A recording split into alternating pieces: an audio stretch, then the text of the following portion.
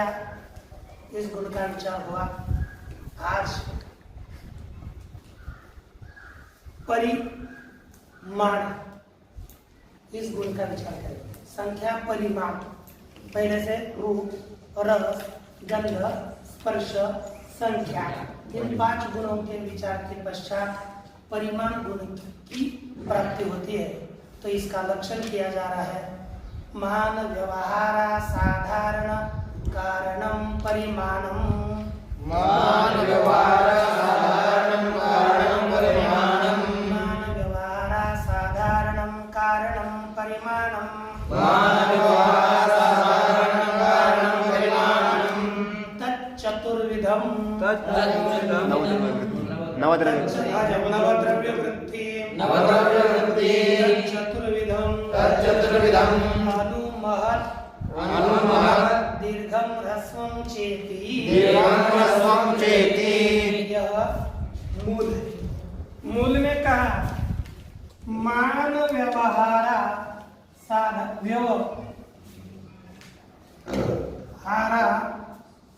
साधारणं कारणं परिमाण। परिमाण किसे कहते हैं? मान अर्थात माप। हिंदी में क्या कहेंगे? माप, है ना? परिमाण माप के गिनने का, माप छोटा बड़ा, ये माप रूपी माप का जो व्यवहार है, उस व्यवहार का जो असाधारण कारण है उसे कहते हैं परिमाण। माप करने का जो माप रूपी व्यवहार का असाधारण कारण, साधारण नहीं, असाधारण कारण, उसे कहते हैं परिमाण। और परिमाण किस में रहता है? नवद्रव्यों में। जैसे संख्या नवद्रव्यों में रहती है, उसी तरह परिमाण भी नवद्रव्यों में रहता है। पृथ्वी, तेज, वायु, आकाश का अधिकात्मा मन, इन्हीं नवद्रव्यों में भी ये मान रहता है। अब मान, पहले हमको मान तो पता चले कि इनमें रहता है कैसे, ये पता चलेगा तब तो कि उसका स्वरूप क्या है? कहा अणु। मान क्या है? अणु। दूसरा महत्, तीसरा दीर्घम, और चौथा ह्रस्वम। इस तरह से यह मान 4 प्रकार का है। कितने प्रकार का? 4 प्रकार का है। देखो, कोई ना कोई पदार्थ अणु होगा, कोई सबसे महान होगा। आकाश महत् है कि? आकाश महत् है। परमाणु अणु है। परमाणु कैसा है? अणु है। आकाश महत् है। घट रस दीर्घ है, और घड़ी गति ह्रस्व है। लेखनी घट की अपेक्षा से ह्रस्व है, और ये दूसरा घड़ादी पदार्थ दीर्घ है। आकाश भी दीर्घ है कि नहीं? तो ये मान 4 प्रकार का है। तो अब इसी का इतना समझ में आया ना? मान व्यवहार का, मापने के व्यवहार का जो असाधारण कारण, उसे परिमाण, परिणाम नहीं, परिमाण कहते हैं। वह 4 प्रकार का है। मानेति। आवाज थोड़ा अच्छा होना चाहिए। मानेति। मानं परिमितिः तस्य। मान शब्द का अर्थ क्या? मानम परिमिति। मान अर्थात परिमिति, माप। क्या कहते हैं? परिमिति अर्थात माप। आगे तस्य व्यवहारः इदं महत्। तस्य परिमिति का जो व्यवहार, इसका मान का व्यवहार क्या है? तो आगे बोलिए। इदं महत्। ये व्यवहार दिया, इदम महत्। आगे बोलो। इदं अणु इत्याद्यात्मकः। हाँ, ये व्यवहार होता है। इदम महत्, इदम अणु। ये इत्याद्यात्मकः अर्थात व्यवहार का स्वरूप बताया। क्या है? इदम महत् इदम अनु, यह महान है, यह अनु है। हम व्यवहार करते कि नहीं? देखो ये आपके पास है, तो इसे कहेंगे यह अनु है ना, यह अणु नहीं है, लेकिन ये आया है। देखो इदम, अब ये छोटा ये हो गया, तो ये हो जाएगा इदम महत्, यानी इदम अनु, है कि नहीं? अब लेकिन ये दोनों है, हम इसमें अयम दीर्घः अयम ह्रस्वः, ये व्यवहार होगा कि नहीं? अयम दीर्घः अयम ह्रस्वः, यह व्यवहार, इस व्यवहार का असाधारण कारण उसे कहते हैं परिमाण। इनका छोटा बड़ा परिमाण है, इनका माप है। ये व्यवहार, यह बड़ा है, यह छोटा है, इसका कारण क्या है? इनका मान, परिमाण। इसका परिमाण छोटा है, इसका परिमाण बड़ा है, दीर्घ है। तस्य कारणम परिमाणम इत्यर्थः। इस व्यवहार का कारण कौन है? परिमाण। इनमें छोटापन बड़ापन, यही कारण है कि यह छोटा है, यह बड़ा है, ऐसा व्यवहार होता है। आगे दंडादि वारणाय मानि। अब ये देखिए, ये पहले पदकृत्य में मूल का पूरा अर्थ किया कि कहा मान अर्थात परिमिति है ना, परिमिति अर्थात ये छोटा बड़ा यह ज्ञान है ना, उसका जो व्यवहार ज्ञान होता है ना, परिमिति, इतनी इतना इसका मान है। ये परिमिति का जो व्यवहार, इतना बड़ा, यह छोटा है, यह बड़ा है, इस व्यवहार का असाधारण कारण ही परिमाण बताया। इसके बाद इसका पदकृत्य करने चले। पदकृत्य करते समय केवल कारणम इतना ही लक्षण करेंगे तो किसमें अतिव्याप्ति होती है? दंडादियों में। दंडादियों में, दंडा में तो दंडादि तो मारने इत्यादि के तो कारण है, साधन है। कारणत्वम परिमाणस्य लक्षणम, कितना लक्षण किया? कारणत्वम परिमाणस्य लक्षणम। कारणत्वम परिमाणस्य लक्षणम, इतना लक्षण करेंगे तो दंडादियों में अतिव्याप्ति होती है। कैसे अतिव्याप्ति होती है? दंडादौ अतिव्याप्ति ही है ना, अतिव्याप्ति होती है। उसका वारण करने के लिए क्या पद देना पड़ा? मान व्यवहार असाधारण है ना, मान व्यवहार क्या देना पड़ा? मान व्यवहार। अब मान व्यवहार कारणम, क्या लक्षण हुआ? मान व्यवहार कारणम। मान व्यवहार साधारण छोड़ दो, मान व्यवहार दिया। दंडादि वारणाय मानेति, है ना, तो मान व्यवहार कारणम क्या लक्षण हो जाएगा?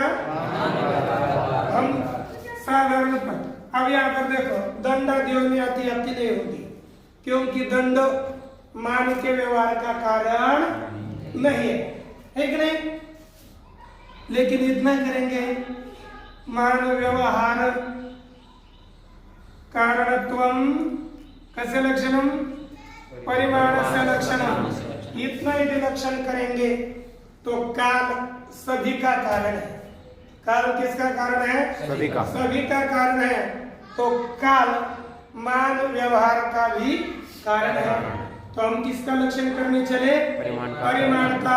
और लक्षण चला गया काल में, तो अतिव्याप्ति वारण करने के लिए देना पड़ेगा असाधारण। इसलिए कालादौ अतिव्याप्ति वारणाय असाधारण इति।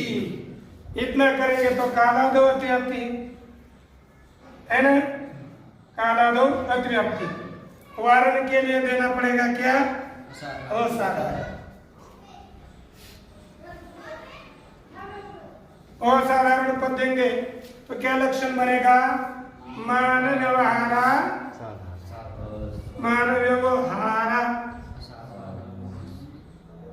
साधारणम कारणम, साधारणत्वे सति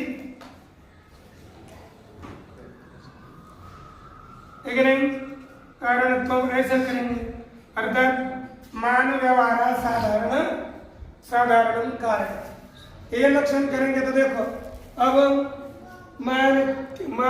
माप के इधर यह बड़ा है, यह छोटा है, इस व्यवहार का असाधारण कारण कौन होगा? केवल काल। कौन होगा? केवल काल होगा। अब अतिव्याप्ति नहीं होगी। तब हम एक पुनः बोलते हैं, यदि हम क्या करेंगे, अब कारण पद हटा देंगे। क्या हटा देंगे? तो क्या बचेगा? मान व्यवहार साधारण। ये असाधारण किसका है? कारण का है ना। मान व्यवहार इतना ही रहेगा। क्या रहेगा? मान व्यवहार। क्या रहेगा? क्योंकि ये असाधारण एक कारण के लिए है, तो इतना ही रखेंगे मान व्यवहार। तो क्या किया? शब्दत्व वारणाय कारणमिति। देखो मान व्यवहार इतना करेंगे तो किस में अतिव्याप्ति होगी? शब्दत्व में। किसमें? क्योंकि ये ध्यान दीजिए, ये मान व्यवहार एक शब्द है कि नहीं? मान व्यवहार एक शब्द है। अब हम इसकी अनुपूर्वी लेंगे। अनुपूर्वी अर्थात यहाँ पर हमारे में लिखा कारण पदानुपद आने, यानी कारण पद न देने पर मान व्यवहार इत्याकारक अनुपूर्व्यवच्छिन्न शब्द महादाय। मान व्यवहार ये अनुपूर्वी अर्थात अनुपूर्वी आपको पता नहीं ना, ये देख लीजिए। मकारोत्तरवर्ती आकार, आकारोत्तरवर्ती नकार, नकारोत्तरवर्ती अकार, आकार, अकारोत्तरवर्ती व, वकारोत्तरवर्ती य, यकारोत्तरवर्ती अ, वकार अ व, वकारोत्तरवर्ती अ, हकारोत्तरवर्ती ह, हकारोत्तरवर्ती आ, हकारोत्तरवर्ती र आणि रकारोत्तरवर्ती अ। ये अनुपूर्वी ये एक दूसरे के पीछे होना है ना। ऐसी ये अनुपूर्वी है, ये अनुपूर्वी रूपी शब्दों को लेकर, ये ऐसा जो शब्दों को ग्रहण करके वैसी सीधी अतिव्याप्ति नहीं जाती। फिर यहाँ पर ये जो अनुपूर्वी रूपी शब्द है, उस शब्द को लेकर, किसको लेकर? शब्द को लेकर। इन्होंने कहा हम क्या हो गया? उसका असाधारण धर्म कौन हो जाएगा? मान व्यवहारत्व, किंवा इसको हम शब्द मानेंगे तो इसका व्यवहार कैसा धर्म क्या हो जाएगा? शब्दत्व। क्या होगा? शब्दत्व। यदि हम मान व्यवहार ऐसा ही मानेंगे तो उसका धर्म क्या हो जाएगा? मान व्यवहारत्व। क्या होगा? मान व्यवहारत्व। यही दोनों होंगे कि नहीं?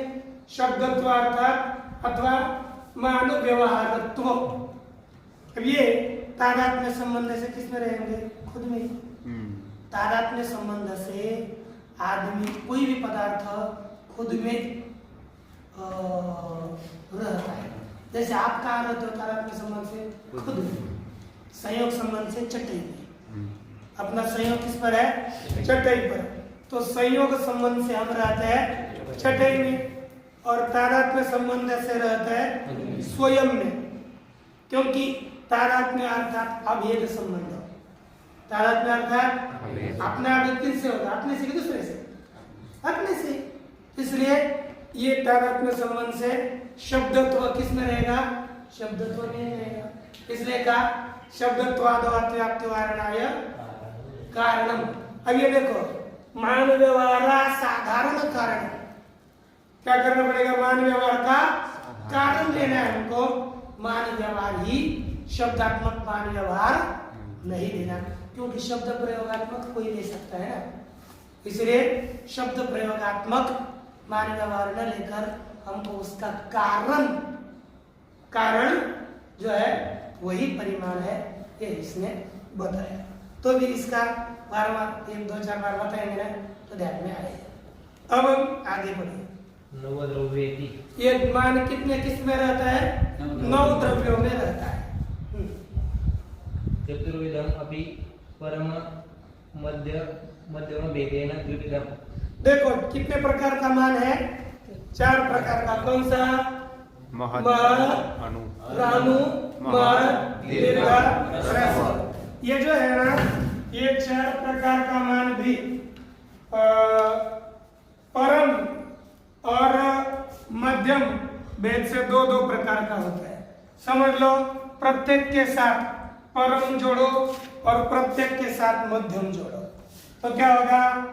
परम अणु एक मान, दूसरा मध्यम अणु है ना। इसको क्या होगा? परम महत् मध्यम महत्। इसी तरह परम दीर्घ मध्यम दीर्घ और परम ह्रस्व मध्यम ह्रस्व। तो एकंदरित 4 प्रकार का था और परम और मध्यम इस भेद से वह 8 प्रकार का बन गया। तो पूरा क्या हो जाएगा? परम अणु परम मध्यम 2, परम मध्यम महत् 4, परम दीर्घम मध्यम दीर्घम 6, परम ह्रस्व मध्यम ह्रस्व 8। इस तरह से ये परम मध्यम भेद से पुनः 2-2 प्रकार का होकर 8 प्रकार का हो जाता है। आगे इतना ध्यान में है ना? है ना?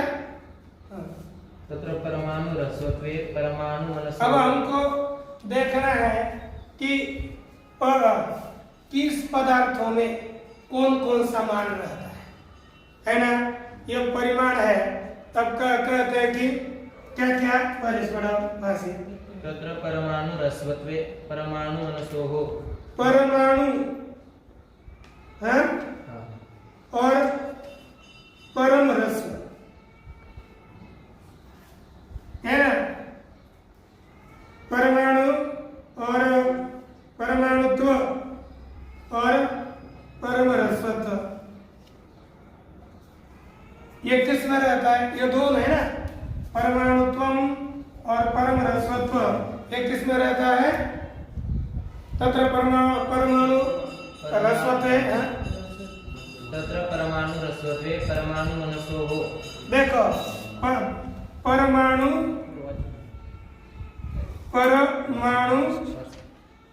मनसोः, ये देखो ये परमाणु मनसो सप्तमी द्विवचन है और परमाणु ह्रस्वत्वे ये प्रथमा का द्विवचन है। तो यहाँ पर जो परम दिया ना आपके पास, एक ही परम दिया है, परमाणु ह्रस्वत्वे। देखने वो परम का अन्वय अणु के साथ भी करना और ह्रस्वत्व के साथ भी। तो परमाणु और परम ह्रस्वत्व, परमाणुत्व और परम ह्रस्वत्व ये जो 2 प्रकार का परिमाण है, ये परमाणु और मन में रहता है। क्योंकि परमाणुत्व परमाणु है वो सबसे छोटा है ना, उसमें परमाणुत्व और परम ह्रस्वत्व ये मान रहता है। आगे मध्यमाणु ह्रस्वत्वे ज्वलके। देखो इसके बाद दूसरा मध्यम मध्यमाणुत्व और मध्यम ह्रस्वत्व ये जो मान है ना, ये किस में रहता है? द्व्यणुक में। क्योंकि द्व्यणुक महत्व भी नहीं है और परमाणु भी नहीं है, क्योंकि ये मन हो गया परमाणु और द्व्यणुक हो गया ये, है कि नहीं? द्व्यणुक हो गया ना, इसको हम करेंगे मध्यम अणु अथवा मध्यम ह्रस्व इसे कहा जाएगा। आगे परम महत्व दीर्घत्वे गगनादौ मध्यम महत्व दीर्घत्वे घटादौ। एक देखो परम महत्व और परम दीर्घत्व ये किस में रहते हैं? जैसे घटादि पदार्थ है ना, घटादि समझो आकाश से छोटा और द्व्यणुक से बड़ा, आकाश से छोटा और द्व्यणुक से बड़ा जो भी पदार्थ है वो मध्यम महत्व में मध्यम महान और मध्यम रस्व है, ये बीच में आ जाते हैं। द्व्यणुक से बड़ा और आकाश से छोटा जो भी पदार्थ है वो महत है, लेकिन कैसा है ना। ठीक है। एतन् मौक्तिकात् इदं और एक रह गया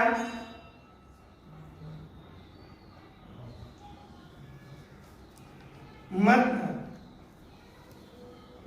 ये परम दीर्घत्व, ये देखो, ये जो परम महत्व और परम दीर्घत्व है वो आकाशादि में रहता है। ये आकाशादि, ये ठीक ना। और मध्यम महत्व, मध्यम महत्व और मध्यम दीर्घत्व, ये किस में रहता है? घटादि पदार्थ, ठीक ना। ये ध्यान में रखना है ना। अब यहाँ पर ये निश्चित रहता है परमाणु तो परम रस्वत्व परमाणु जो भी परमाणु रूप है उनमें रहेगा मध्यमाणु तो मध्यम रस्वत्व, द्व्यणुक में परम महत्व परम दीर्घत्व, आकाश में मध्यम महत्व मध्यम दीर्घत्व घटादियों में रहेगा। तो एक शंका होती है महाराज, इसके अपेक्षा से ये छोटा और इसके अपेक्षा से ये बड़ा, ये व्यवहार कैसे होता है? अब ये देखो, ये दोनों भी अभी आपने दिनेश और छोटो को देखा तो ये दोनों भी मध्यम में आ गए, मध्यम महत्व में आ गए दोनों भी। मध्यम दीर्घत्व इनका परिमाण है और मध्यम महत्व है दोनों का भी। तो ये दीर्घ और ये ह्रस्व, ये कैसे व्यवहार हो गया? ह्रस्व तो केवल किसे कहते हैं? परमाणु को, है ना। तो इनको ह्रस्व कैसे कहा? ये तो परमाणु है ना। तो ये व्यवहार कैसे होता है वो बता रहे। आगे क्या? एतन् मौक्तिकात् इदं मौक्तिकम् अनु इति व्यवहारस्य अपकृष्टः महत्वाश्रयत्वात् गौणत्वं बोध्यम्। ये कहते हैं कि या इस मोती से एतन् मौक्तिकात् एतन् मौक्तिकम् अनु, इस मोती से यह मोती छोटा है। ऐसा जो व्यवहार हुआ, यह व्यवहार कैसे कहते हैं? इति व्यवहारस्य अपकृष्ट महत्वाश्रयत्वात्, अपकृष्ट अर्थात निकृष्ट महत्व।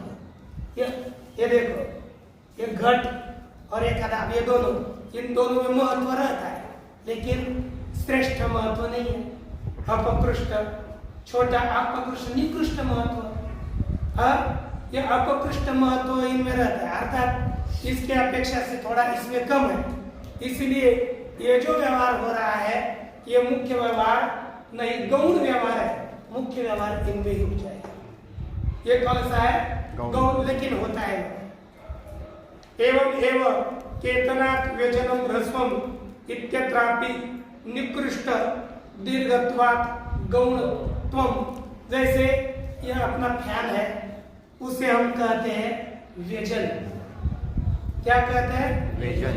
और पवन चक्की वगैरह होती है ना, वो बड़ा फैन है ना, उसको कहते हैं केतन। उस केतन से व्यजन छोटा है ना। यह जो व्यवहार हो गया है वह गौण दीर्घत्व को लेकर, वो गौण दीर्घ है, वस्तुतः नहीं है, लेकिन गौण दीर्घत्व को लेकर ही उसमें व्यवहार होता है। तो सब जगह पर केतनात् व्यजनम ह्रस्वम, यहाँ पर भी निकृष्ट दीर्घत्व होने से ही गौण ही व्यवहार है। इसलिए ये व्यवहार गौण महत्व और दीर्घत्व को लेकर हो जाता है। इस व्यवहार में कोई दोष नहीं है। ये व्यवहार गौण को लेकर, मुख्य नहीं। मुख्य तो इन्हीं में ही परमाणुत्वादिक परम महत्व, परम ह्रस्वत्व, परम दीर्घत्व ये धर्म रहते हैं, अन्य में नहीं। इतना ही आज का विचार।